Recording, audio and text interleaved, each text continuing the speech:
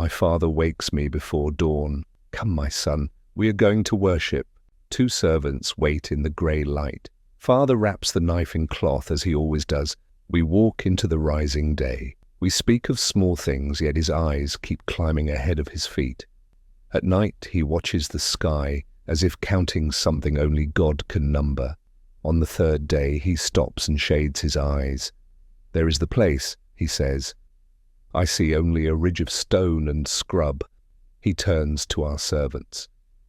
Stay here with the donkey. The boy and I will go over there to worship, and we will come back to you. We will come back to you. The words settle over me like a cloak. He lifts the bundle of wood onto my shoulders.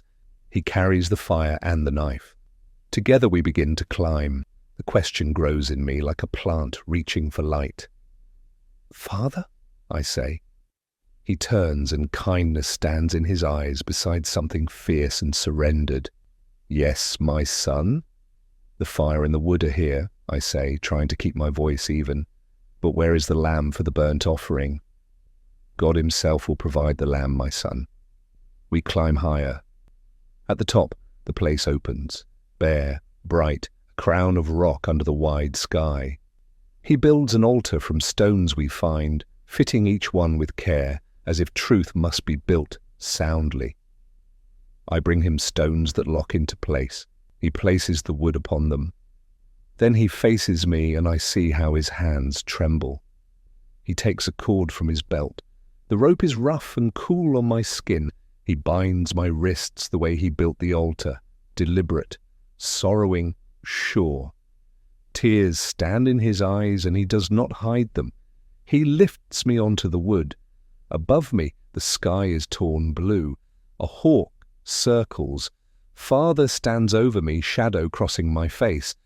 He raises the knife. A voice splits the air like rain in drought. Abraham? Father freezes. The knife hangs in light.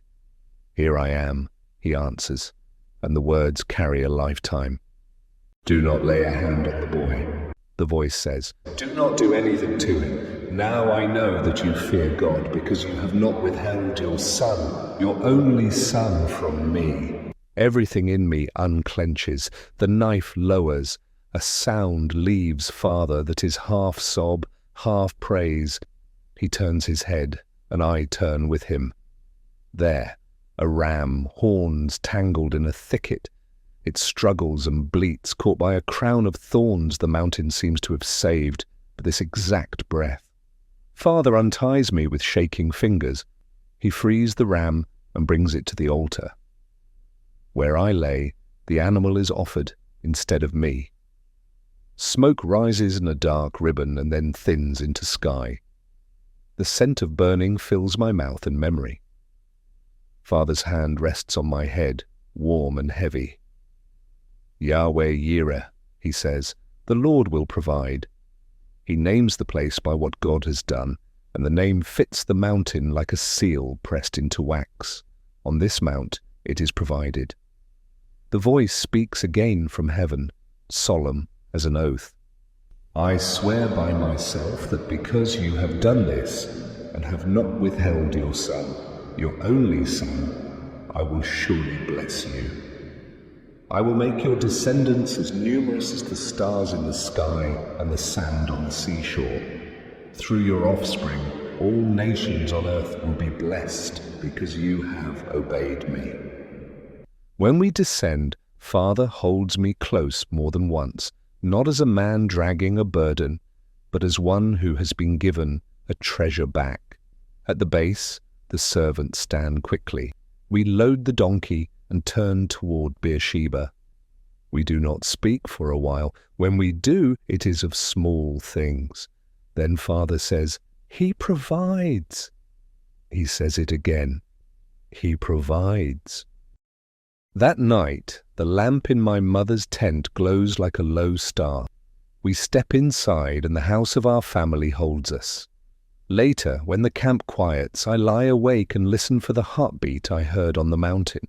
I find it again, not only in my chest, but in the steady thrum beneath the world, the rhythm of a promise older than my fear. Years will pass, I will grow into my own grey hairs, yet the memory remains bright.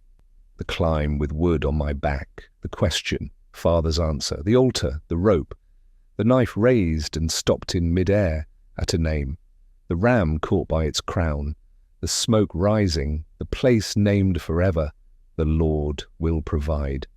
Faith, I learned, is not the absence of fear. It is the presence of trust strong enough to lie still on the wood when God says he will provide, and then to stand and watch him do it.